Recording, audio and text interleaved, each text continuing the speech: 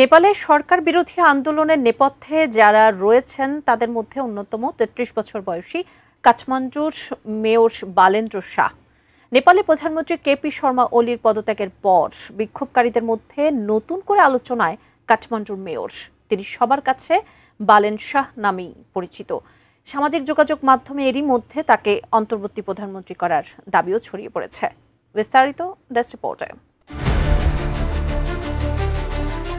নেপালে সরকার বিরোধী আন্দোলনের শুরু থেকেই বিক্ষোভকে সমর্থন করেছেন বালেন শাহ।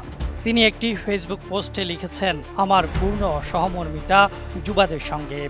এই র্যালি স্পষ্টতই জেনারেশন জেডের স্বতঃস্ফূর্ত আন্দোলন।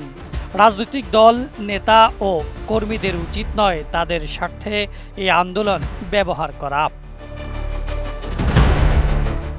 মঙ্গলবার কেপি শর্মা দায়িত্ব ছাড়ার পর অনলাইনে জেনজি বিক্ষোভকারীরা বালেন্দ্রকে দায়িত্ব নেয়ার আহ্বান জানিয়ে সামাজিক মাধ্যমে পোস্ট করেন। ভারতীয় সংবাদ মাধ্যম এনডিটিভির প্রতিবেদনে এ খবর জানানো হয়।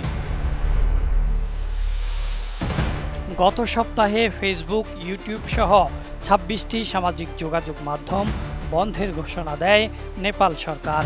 এর প্রতিবাদে রাস্তায় নামে জেনজি। তবে গতকাল সোমবার বিক্ষোভকারীদের উপর আইন শৃঙ্খলা বাহিনীর গুলি ছুড়লে শুধু কাঠমান্ডুতেই ১৮ জন সহ ১৯ জন নিহত হয়। এতে পরিস্থিতি সামাল দিতে ব্যর্থ হয় সরকার। দাবির মুখে মন্ত্রী থেকে শুরু করে প্রধানমন্ত্রী এমনকি রাষ্ট্রপতিও বাধ্য হন পদত্যাগ করতে। এরপরই আলোচনায় আসে বালেন্দ্র শাহর নাম। আমি বুঝি নির্মাণের শিল্প, সালাম স্টিল বোঝে ডিউরেবিলিটি। সালাম স্টিল, মোস্ট ডিউরেবল স্টিল।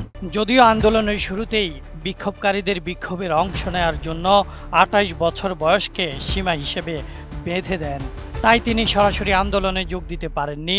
তবে তিনি তাদের সমর্থন জানাতে ভুল করেননি।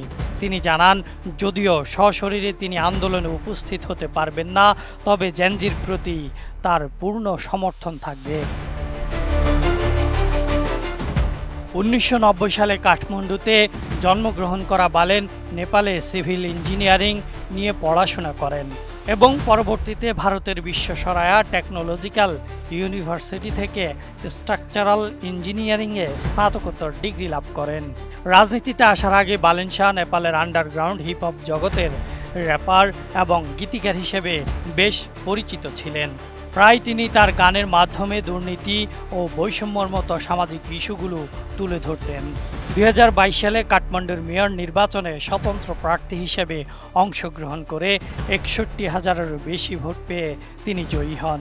শক্তিশালী প্রার্থীদের পরাস্ত করে তিনি শহরের ১৫তম এবং স্বতন্ত্র হিসেবে প্রথম মেয়র হন।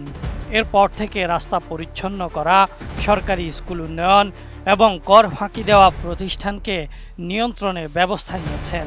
এইসব উদ্যোগ তাকে সাধারণ নাগরিকের মধ্যে জনপ্রিয়তা এনে দিয়েছে।